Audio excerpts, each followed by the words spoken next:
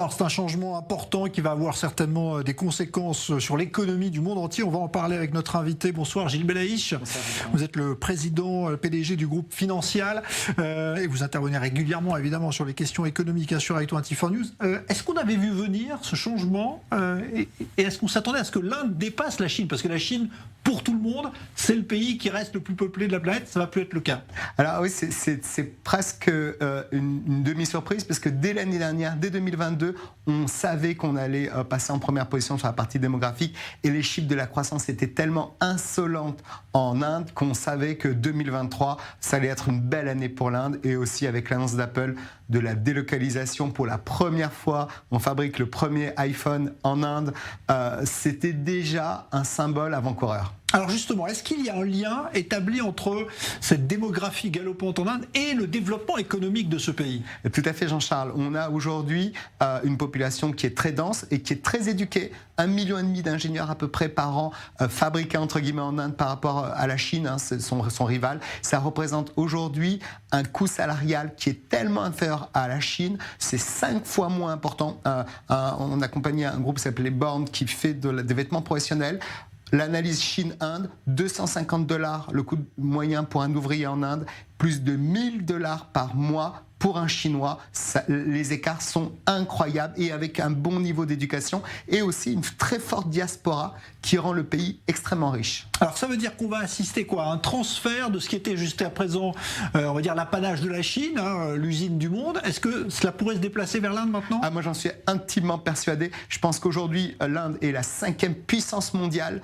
N'oublions pas qu'il y a 30 ans ils étaient très loin et là ils viennent de prendre le pion à l'Angleterre, qui est l'ancienne colonisatrice. On projette qu'il passe devant l'Allemagne et en 2032, projection des économistes devant le Japon, c'est dire la force. Il préside le G20, il préside le Conseil de sécurité, 6e milliardaire au monde, qui est un Indien, 3e pays qui a le plus grand nombre de milliardaires au monde, président d'Alphabet, président d'IBM, ce sont des Indiens, la force est incroyable. AstraZeneca, la partie médicale qui est extrêmement feinte aussi, une croissance à niveau de start-up par habitant plus élevé en Inde qu'en Chine, tout est là. Est-ce que l'Inde a néanmoins, parce que il y a des problèmes sociaux en Inde évidemment, c'est inhérent à un pays aussi grand, est-ce que l'Inde doit prendre des précautions selon vous? On sait qu'il y a une campagne de stérilisation qui est menée depuis des années, qui ne donne pas de grands résultats.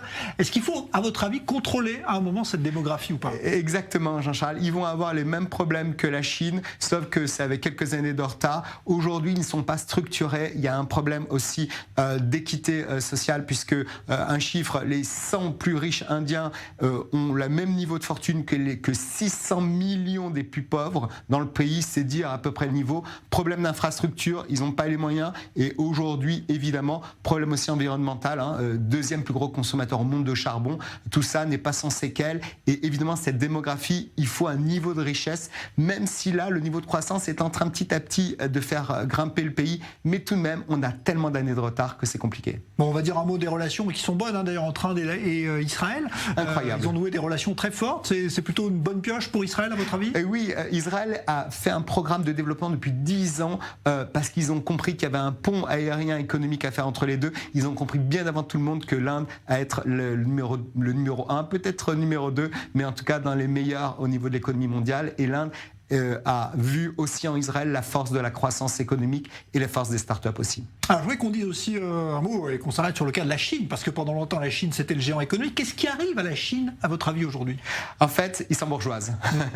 En un mot, c'est ça. Ils ont ce que l'Inde n'a pas, c'est-à-dire une classe moyenne, qui aujourd'hui a un certain nombre de prérogatives, qui n'accepte plus n'importe quelle condition. Et puis surtout, la Chine n'a pas su à un moment donné prendre le virage de la compétitivité. Ils ont été extrêmement présents pendant beaucoup d'années. Ils ont gagné beaucoup de parts de marché, notamment en Afrique. Mais là, aujourd'hui, la libéralisation économique fait qu'on a les mêmes travers que l'Europe, l'Occident et les États-Unis il y a quelques années. Chacun pense à soi et on pense plus collectif. Et donc, pour la croissance globale du pays, c'est plutôt une catastrophe. Alors, il y a un rôle pourtant plus important que la Chine veut jouer politiquement aujourd'hui. Est-ce que ça reste quand même encore aujourd'hui un géant économique. Est-ce que c'est une puissance encore ou est-ce qu'à votre avis... Non, ça l'est en fait. C'est vrai que présenté comme ça, on a le sentiment qu'on est en train de parler d'un numéro 2 ou d'un numéro 3. La Chine est la plus grande puissance mondiale. Il ne faut surtout pas l'oublier et surtout pas miser sur un effondrement quelconque.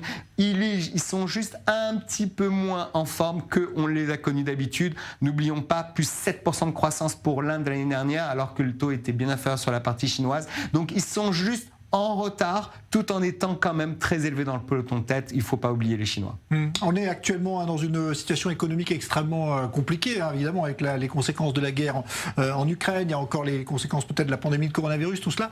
Est-ce que l'Inde a souffert, justement? Est-ce que l'Inde souffre de cette crise que traverse le monde actuellement? Eh ben non, parce que en fait, l'Inde a su trouver le bon compromis. C'est eux qui ont fait des accords SWIFT, par exemple, avec la Russie, dans ce schéma GAI, qui dit finalement, centralisez-nous une partie de vos fonds en Inde et après vous pourrez redispatcher dans le monde. C'est les premiers à avoir été vers les Russes pour proposer ça. Et en même temps, ils ont d'excellentes relations avec l'Ukraine à qui ils vendent des armes et ils arrivent tout de même à tirer leur épingle du jeu. Moi, je pense que d'un point de vue géopolitique, l'Inde joue très bien. N'oublions pas aussi qu'il y a des nouvelles élections l'année prochaine et que le président est en pleine ascension pour développer aussi des nouveaux projets qui vont amener l'Inde extrêmement fort. N'oublions pas 28 millions d'Indiens qui composent la diaspora, c'est 90 milliards de ressources supplémentaires dans l'année. C'est dire aussi que les Indiens, non seulement ils sont très forts sur le plan local, mais ils sont très forts à l'international aussi, de par la diaspora. Eh bien voilà, l'Inde, nouvelle superpuissance donc aujourd'hui. Merci pour cette analyse, Gilles Belaïch, PDG du groupe Financial.